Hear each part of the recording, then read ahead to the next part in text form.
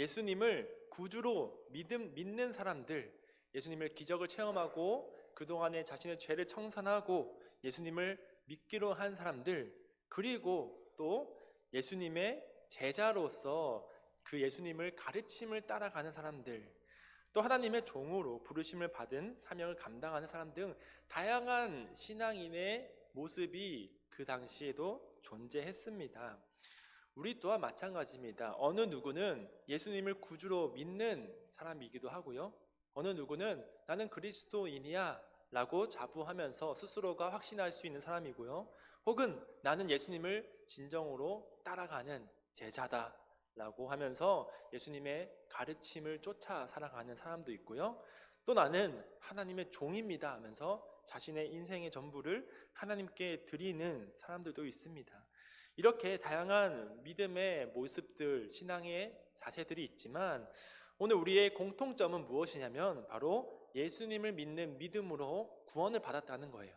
그것은 우리에게 모두 다 동일하게 공통적으로 믿는 믿음입니다. 모두가 다 믿는 믿음으로 모였고 그리스도인으로서 살아가기로 다짐을 하지만 한 가지 제가 도전할 것은 우리 모두가 예수님의 제자가 되길 원합니다. 하나님의 종이 되기로 결단하시길 바랍니다. 이런 한 가지 도전을 가지고 우리의 신앙의 여정을 끝까지 살아가는 우리 모두가 되길 바랍니다. 제가 이 말씀을 준비하기 전에 먼저 고민했던 게 무엇이었냐면, 그렇다면 나는 왜 제자가 되어야 하지? 그냥 예수님 믿고 그리스도인으로 그냥 교회 다니면서 구원만 받았으면 됐지, 왜 꼭 굳이 제자가 되어야 할까라는 의문을 들어서 그것을 다시 제 자신을 돌아보면서 답이 생각이 나지 않더라고요. 그런데 오늘 말씀을 묵상하면서 그 답에 대한 해답을 찾게 되었습니다. 이 말씀을 통해서 이 의문, 왜 제자가 되어야 하는지에 대한 그 해답을 함께 나누어서 여러분들도 그 제자의 길로 걸어가시길 바랍니다. 첫 번째로는 왜 제자가 되어야 하냐면 바로 사랑하기 때문입니다. 오늘 본문에서는 이 자유를 얻은 종이 다시 종이 되기로 결단하며 돌아오는 그 법에 대해서 이야기하고 있습니다. 그리고 그 행위로서 어떠한 세레모니를 하냐면 바로 귀를 문이나 문설주에 대고 송곳으로 꽝 뚫는 그런 행위를 합니다. 이 송곳으로 귀를 뚫는다는 것은 이 사람이 그 집에 속하였다, 이제 예속되었다, 복종한다 라는 뜻이며, 이 귀가 이제 내 주인에 의해서 뚫렸으니 이제 이 귀는 내 주인의 말씀에만 순종하겠노라 라는 결단의 행위가 그 의식에 담겨 있다는 것이죠. 그렇기 때문에 다시 자유를 얻었지만 다시 종이 되기로 한 그 사람은 왜 돌아가는지 이 이유가 여기 성경에 나오고 있습니다. 5절 말씀에 보시면 만일 종이 분명히 말하기를 내가 상전과 내 처자를 사랑하니 나가서 자유인이 되지 않겠노라 라고 했을 때 라고 이야기한다는 것이죠. 그렇기 때문에 내 상전과 내 처자를 사랑하기 때문에 라고 이야기합니다. 우리는 생각할 수 있습니다. 그래, 가족들, 처자 당연히 사랑스럽고 사랑할 수 있죠. 그런데 처자만 사랑해서는 다시 종으로 돌아오기는 어렵죠. 자유인으로 살아가면서 처자를 만날 수도 있는 그런 환경이 존재했기 때문이에요. 하지만 다시 종이로 되기로 결단하기 위해서는 앞에 있는 상전까지도 사랑해야 한다는 것입니다. 그 주인마저 너무나 사랑해서 내가 자유를까지 포기하면서 내 인생의 전부를 이 주인에게 바치겠다 하면서 나아가는 그 마음이 있어야지 이 종으로서 다시 돌아올 수 있게 한다는 것입니다. 과연 주인이 얼마나 잘해줬길래 그가 다시 돌아올 수 있었을까요? 여기도 보시면 이 주인이 그 남자에게, 그 종에게 자신의 아내를 내어주고 가정을 꾸리기까지 했을 때에 이 법이 적용이 됩니다. 그래서 주인이 가정도 꾸리게 해주고 여자도 소개시켜주고 자녀도 낳게 해주고 이런 잘해주는 행위가 있지 않았을까라고 생각을 해봅니다. 그래서 이 말씀을 보면 우리 교회 다니는 어른들이 자꾸 아들이나 그 딸에게 교회 다니는 자매, 교회 다니는 자매, 교회 다니는 형제를 만나라 하는 이유가 다 여기 있는 것 같아요. 교회 다니는 교회 안에서 만났을 때 그가 떠나더라도 다시 돌아올 수 있다는 것이죠. 그래서 앞으로 우리 결혼시킬 자녀가 있으신 분들은 반드시 신앙인의 가정에서 꾸리시길 바랍니다. 그런 주인의 사랑을 느꼈을 때 그가 믿음에서 벗어나지 않을 수 있다는 것입니다.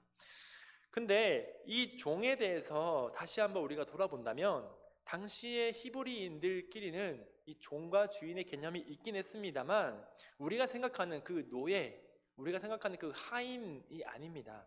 레위기 25장 39절에서 40절 보면 이 히브리인들 간의 종에 대해서 어떻게 대해야 하는지에 대해서 하나님께서 말씀해 주고 있는데, 그를 종으로 여기지 말고 그를 품꾼, 그러니까 돈을 받고 일하는 사람 또는 동거인, 같이 사는 사람 정도로 여겨라 라고 하나님은 말씀하고 있다는 것이죠. 즉 이 당시에 이 종으로서 내가 들어가더라도 내가 노예로 막 일하는 것이 아니라 아르바이트생 혹은 직장에 혹은 일하는 직원, 그리고 혹은 같이 살아가는 그런 동거하는 그런 사람들 정도로 여기면서 일을 시킬 때에도 굉장히 존중을 해줬을 것입니다. 그렇다면 우리도 한번 또 생각해 볼 수 있죠. 과연 그럼 나는 이 상전을 사랑하는 것, 즉 직장 상사까지도 내가 사랑할 수 있을까?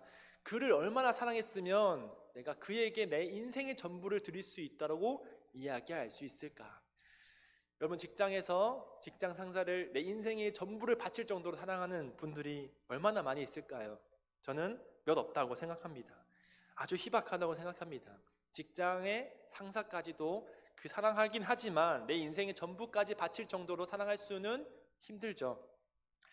그만큼 그 사랑이 얼마나 대단한 사랑인지를 우리는 알아야 한다는 것입니다.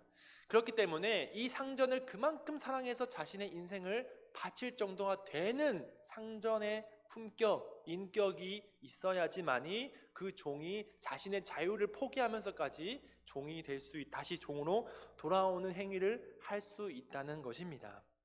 그렇지만 여러분, 믿음의 영역에서 이제 다시 돌아와 보겠습니다. 우리의 상전이 누구일까요? 우리를 명령하시고 우리에게 일을 시키시는 분이 누구실까요? 우리를 움직이게 하고 내가 사역을 감당하게 하는 그 분이 누구실까요? 바로 우리에게 명령하시는 분은 하나님이십니다. 우리가 예수님을 믿음으로 구원을 얻었음은 아주 하나님의 큰 은혜죠. 그래서 그런 죄의 종에서 벗어나서 이 예수님으로 인해서 이 하나님 그 종에서 벗어나서 자유인이 되는 것이 바로 우리들이라는 것입니다. 그런데 그 구원의 은혜를 입었음에도 우리는 그 은혜를 모르고, 혹은 그 은혜가 얼마나 귀한 건지 모르고, 내가 이제 자유인이 되었으니까 난 이제 내 마음대로 살아갈 거야 라고 하면서 살아가는 그런 모습들이 많이 있다는 것입니다. 하지만 그런 믿음 역시 주님께서 구원해 주신 그 믿음을 믿는 믿음이지만 그 은혜를 모르고 살아가기에는 우리에게 주신 그 은혜가 너무나 아깝다는 거예요. 마치 이것은 이 어마어마한 은혜를 주신 그 은혜를 잊고 살아가는 것은 바로 우리에게 이 100억을 주었던 그 공짜로 나에게 이 100억이라는 1000억이라는 어마어마한 가치의 돈을 줬음에도 불구하고 나 몰라라 하면서 저 사람 누구니 하면서 살아가는 그 은혜를 모르는 사람과 같다는 것입니다. 나에게 누군가가 이런 큰 돈을 줬으면 그 사람을 평생 잊지 않고 그 사람에게 매년마다 해마다 명절마다 연락하고 살았을 것이에요. 하지만 우리는 하나님의 그 구원의 은혜를 받았음에도, 그 100억 1000억보다 더 큰 은혜를 받았음에도 우리는 그 은혜에 감격하지 않고 그 은혜가 아주 흔한 은혜인 양, 내가 믿었으니까, 내가 믿음의 결정했으니까 당연히 나에게 주어지는 게 아니야 라고 생각하기로 한다는 것입니다. 그렇기 때문에 우리 하나님의 우리에게 주신 사랑이 얼마나 큰지 우리가 돌아본다면, 나를 자유케 하신 그 은혜가 얼마나 대단한지를 돌아본다면 우리의 하나님의 사랑이 우리가 그 하나님을 사랑할 수밖에 없는 사람이 된다는 것입니다. 그리고 그를 내 아버지로 모시면서 하나님, 내가 평생 하나님을 사랑하고 하나님을 섬기겠습니다 라고 말할 수밖에 없는, 고백할 수밖에 없는 그 은혜가 우리에게 있다는 것입니다. 그런 마음이 이 자유를 얻은 종이 상전을 사랑하여서 다시 돌아가 종이 되겠다, 내가 평생에 이 집에 거하겠다 라고 결단하는 그런 마음이라는 것입니다. 우리도 그런 하나님의 사랑을 깨닫고 하나님을 그렇게 사랑하는 여러분 되시길 바랍니다.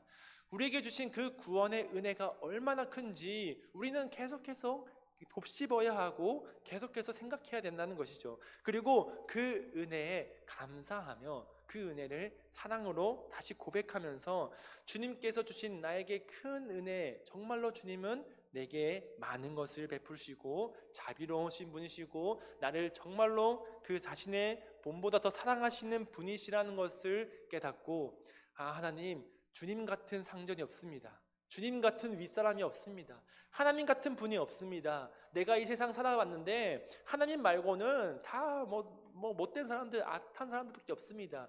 내가 오직 의지하고 사랑하고 내가 속해야 될 분은 오직 하나님이십니다. 이런 고백으로 다시 돌아가는 여러분들 되시길 바랍니다.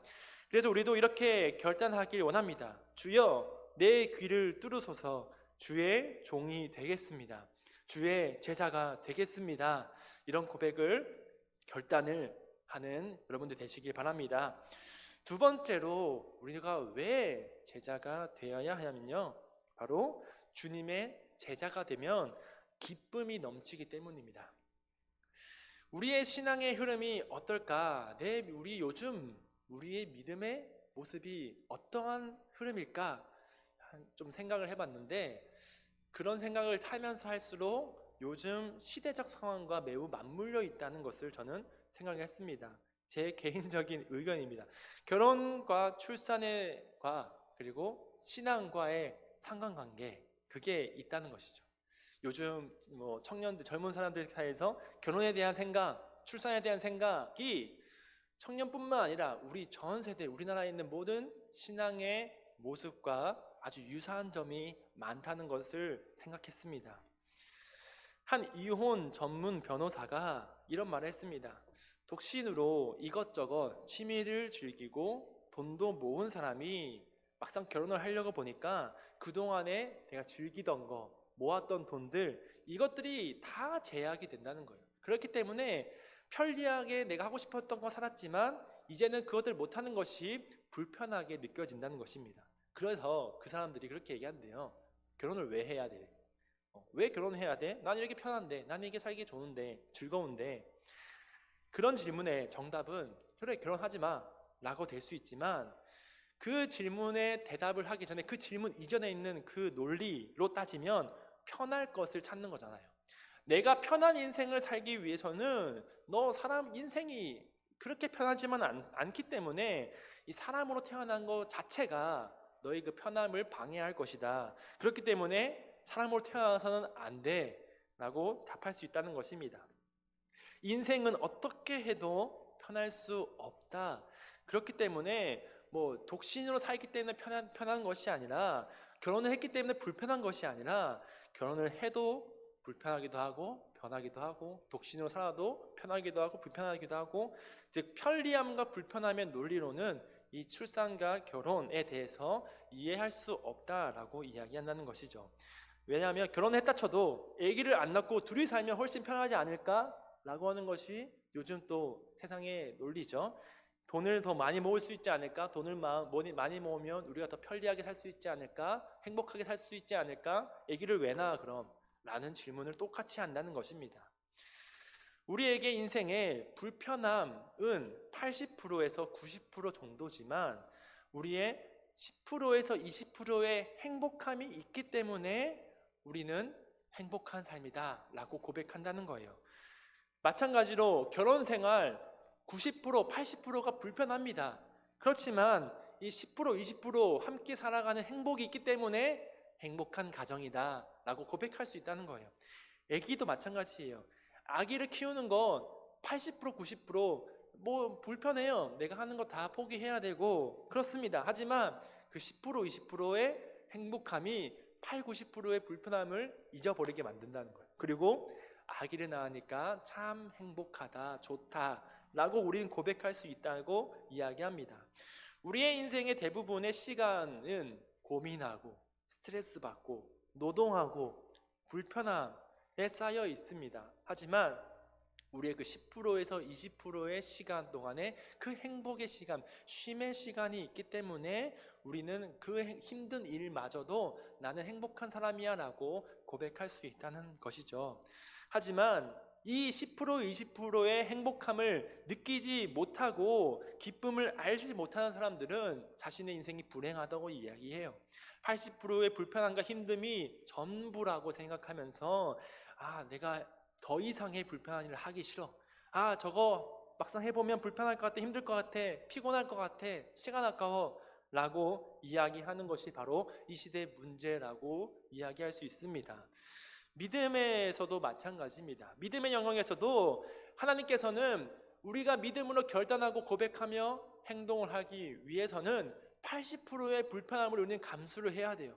하지만 20%의 기쁨이 있기 때문에 그 안에서 하나님이 주시는 놀라운 은혜가 우리를 계속 사역하게 만들고 우리가 계속 믿음의 영역에서 나아가게 만들고 우리가 계속 하나님께 기도하게 만드는 것이 바로 우리 신앙이라는 것입니다.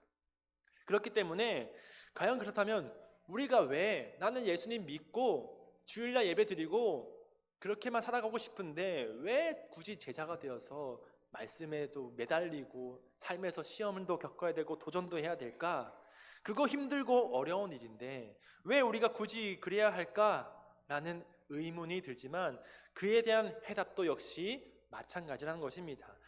하나님 예수님의 십자가를 지고 좁은 길, 험한 길로 걸어가는 그 길이 80%, 90%는 우리에게 불편함을 주고 어려움을 주고 힘듦을 주고 고생을 주기도 합니다. 하지만 그 10%, 20%에서 나타나는 그 주님과 함께하는 그 기쁨, 하나님이 우리에게 주시는 그 구원의 은혜, 또한 주님의 그 삶 속에서 역사하시는 그 기적을 체험한 자들에게는 그 80%의 90%의 불편함은 아무것도 아니라는 거예요.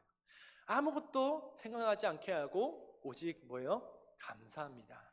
감사합니다. 주여, 주님께서 나를 여기까지 인도하심이 너무나 감사합니다. 감격스럽습니다. 앞으로 내가 더 가까이 나아가길 원합니다. 이런 고백이 나오게 된다는 것입니다.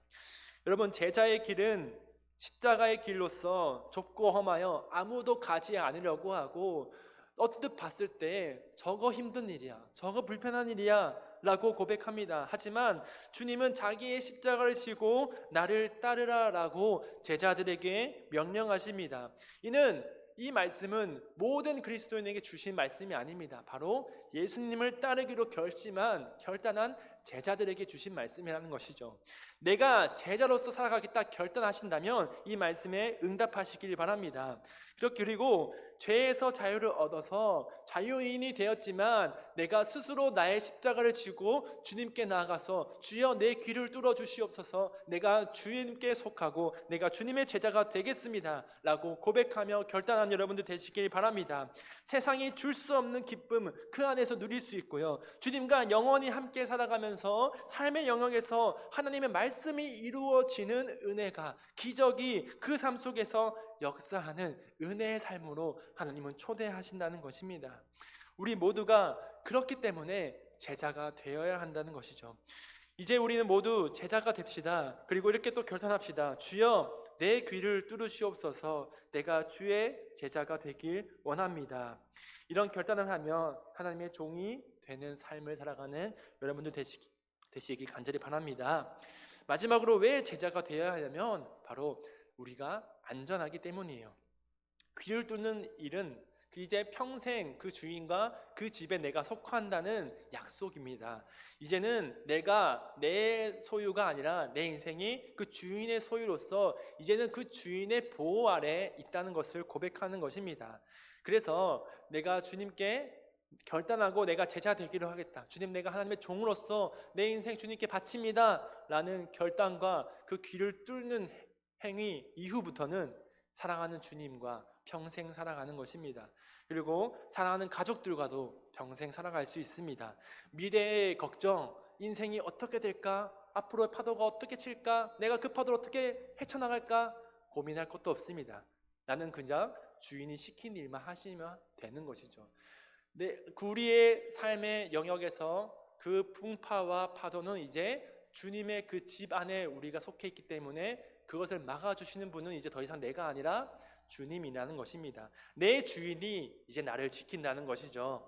그렇기 때문에 우리를 안전하게 지키실 하나님, 우리 그 주님께 우리가 결단함으로써 주여 내가 이제 주님의 종이 되길 원합니다. 주여 이제 내가 주님의 제자가 되길 원합니다. 나의 인생 모든 것을 주님께 드리기 때문에 이제는 내가 걱정하지 않고 주의 말씀 듣고 주의 말씀대로 행하며 살아가는 제자가 되겠습니다. 혼자 험난한 세상에서 아둥바둥 살아가려 하는 그 모든 고민과 걱정 이제는 내가 내려놓고 주님께 맡겨드리며 나는 그저 하나님과 함께 살아가는 은혜와 기쁨 안에서 살아가길 원합니다. 이런 평안한 삶을 주님께 구하며 하나님께 결단하며 나아가길 간절히 원합니다. 주여 내 귀를 뚫으소서. 내가 주의 집에 영원히 살길 원합니다. 이런 결단을 하며 살아가는 우리 모든 도일교회 성도들 되길 간절히 바랍니다. 기도하겠습니다. 하나님 감사합니다. 하나님, 우리에게 주님께서 주님의 독생자 예수 그리스도를 보내주심으로 죄에서 자유케 하셨습니다. 하지만 주님, 우리가 자유함을 얻어서 내가 혼자 세상에서 아둥바둥 살아가고 있지는 않은지 돌아봅니다. 하나님께서 우리에게 자유를 주셨으면 이제 우리가 다시 주님께 돌아가 주님의 종이 되기로, 주님의 제자가 되기로 결단합니다. 주여 우리의 귀를 뚫어 주시옵소서. 내가 이제 주님의 집에 속하여 주님과 함께 주님의 종으로서 주님의 제자로서 살아가길 원합니다. 하나님, 우리가 주님을 더욱더 사랑하여서 주님께 돌아가길 원하며 하나님의 제자로서 살아갈 때 주께서 주시는 그 세상이 알지 못하는 기쁨, 주님의 제자로서 살아가기로 결단한 자들에게만 주시는 그 한량없는 기쁨, 그 은혜, 기적이 작은 우리의 삶 속에서 나타남을 우리가 경험하게 하여 주시옵소서. 또한 하나님, 우리가 주 안에 평안하고 안전한 삶을 살길 원합니다. 내 모든 고민과 걱정들 이제 주님 앞에 내려놓고 주님의 속한 자로서 하나님이 지켜주시는 그 주의 집에 거하며 영원히 평안하게 살아가게 하여 주시옵소서. 감사드리며 예수님의 이름으로 기도합니다. 아멘. 찬송가 321장 찬양하겠습니다. 찬송가 321장입니다.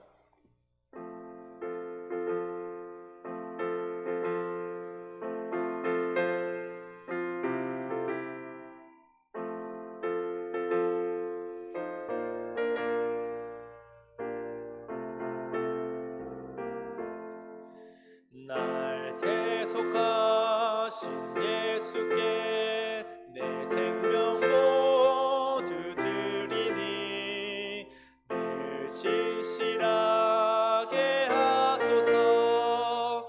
내 구주 예수여, 나 구주 위에 살리라. 내 기쁨 한량 없으리. 갈 길 인도하소서. 내 구주 예수여, 날 구원하신 예수를 일평생 의지하오니 날 영접하여 주소서.